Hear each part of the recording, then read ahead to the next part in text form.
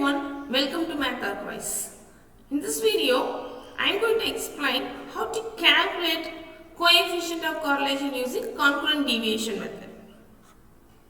This is one of the simple and casual method of calculating coefficient of correlation when we are not serious about its magnitude.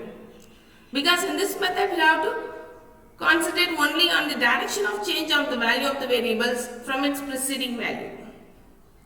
As compared with the first value, whether the second value is either increasing or decreasing or it's constant.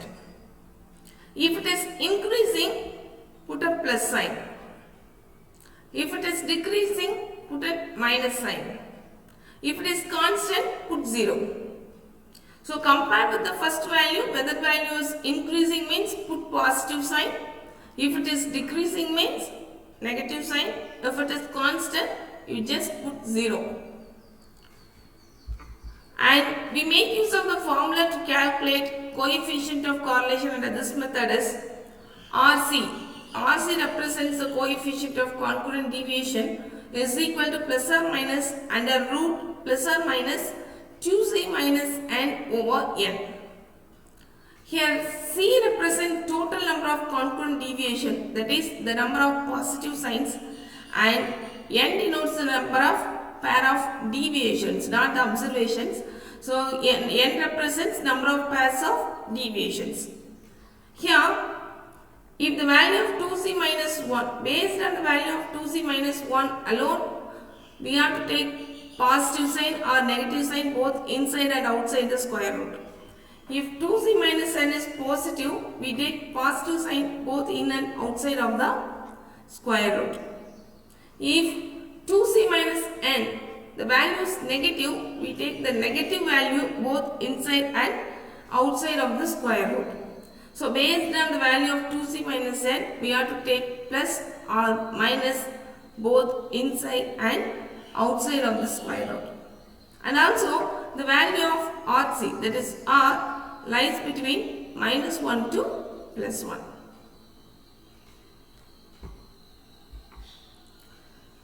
With this short introduction, let me now move on to an example. Calculate the coefficient of concurrent deviations for the following data. Here the supply and demands are given. Supply is given as 65, 40, 35, 75, 63, 80, 35, 20, 80, 60 and 50.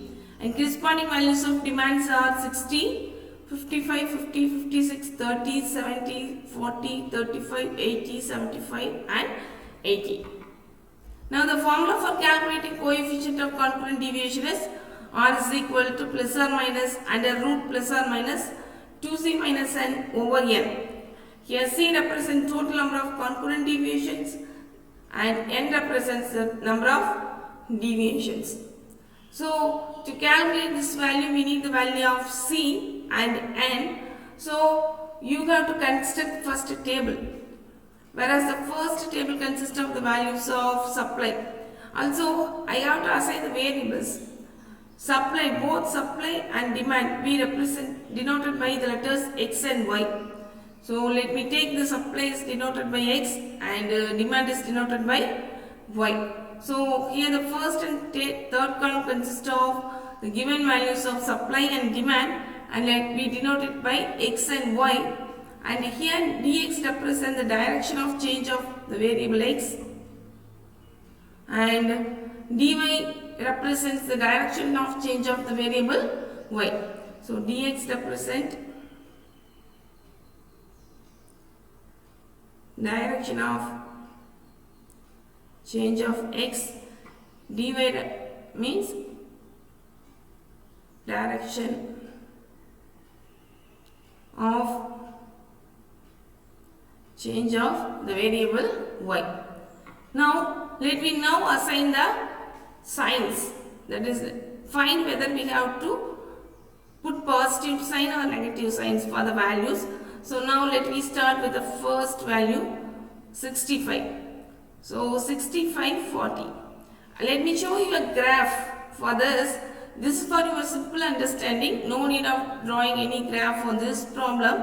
So if it is increasing there is a plus sign. If it is decreasing, there is a minus sign. So look at the value 65 to 40. Here 65 to 40, there is a downward movement. If it is downward movement means that is decreasing, isn't it? 65, 40. So decreasing means just put minus. Next 40 to 35. 40 to 35, again that is decreasing, that is a downward movement. So decreasing means you just put minus. Again next 35 to 75. 35 to 75, there is an upward movement, that is increasing. So 35 to 75 plus. 75 to 63, there is a downward movement, that is decreasing, isn't it? 75 to 63, so minus. Next 63 to 80. 63 to 80, there is an upward movement, that is increasing in value. So 63 to 80, you have to put plus.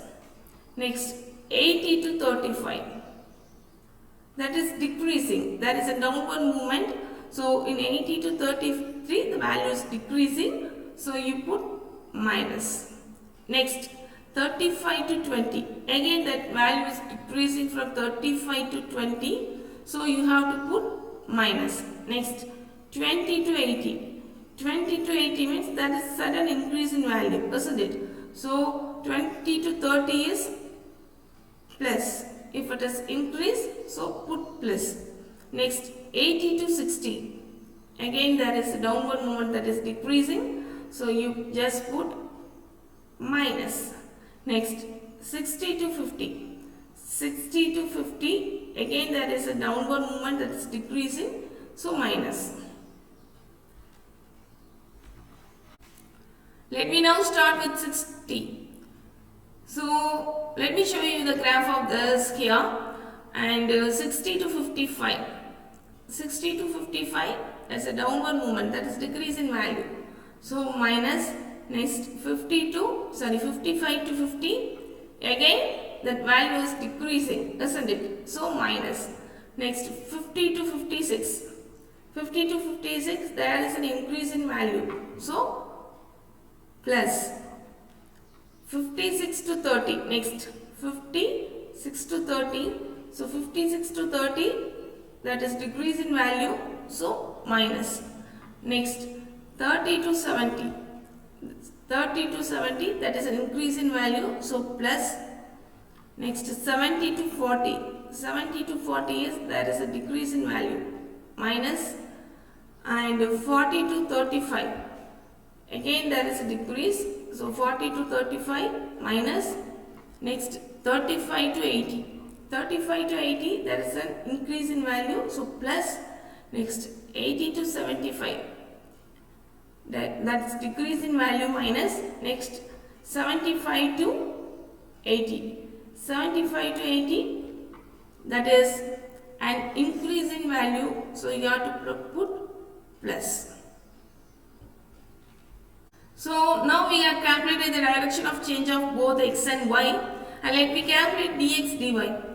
So you know already, when you multiply minus with minus, minus and minus becomes positive. Minus into minus becomes positive. Plus into plus, plus. Minus multiplied by minus, positive. Plus multiplied with plus, positive. Minus minus, positive. Minus into minus, positive. Plus into plus, positive. Minus into minus, plus. Plus into minus, minus. We have only one negative symbol. The remaining symbols are positive. So here C represents the total number of positive signs. So since we are having 1, 2, 3, 4, 5, 6, 7, 8, 9. So C takes the value 9, and N represents the number of deviations, not the number of observations. So if it is number of deviation, you have to count from 40 to 50. This value, in this range value, that is 1, 2, 3, 4, 5, 6, 7, 8, 9, 10. So n takes the value 10. So n represents the number of deviation, don't include this. So number of deviations start from here itself. So n takes a value from, so you have to start your counting from this value itself. So 1, 2, 3, 4, 5, 6, 7, 8, 9, 10. So n takes a value 10. Now let me calculate the concurrent deviation, coefficient of concurrent deviation by make use of this formula. So r is equal to plus or minus under root plus or minus 2c.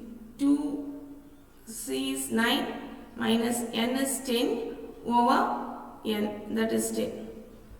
So that is equal to plus or minus under root plus or minus 2 9s are 18 minus 10. 18 minus 10 is 18 minus 10 over 10, that is equal to plus or minus under root plus or minus 18 minus 10 is 8 by 10. Look at the value here. So the value of 2c minus n is 8. Since 2c minus n, that is nothing but 8 plus 8 is positive, so we take positive sign both inside and outside the square root. Inside and outside the square root. So if you take positive signs, because the value of 2c minus n here is positive, so you have to take positive sign both inside and outside the square root. So you get plus under root plus 8 by 10. So that is under root 8 by 10, isn't it? So that is equal to under root 0.8. If you take the square root of 0.8, you get the value of r as 0.89. So based on this value, our interpretation is, so there is a high positive correlation between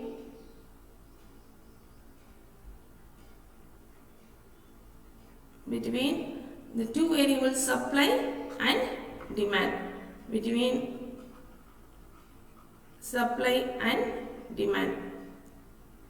So since the value of r is equal to 0.89, so there exists a high positive correlation between the two variables supply and demand.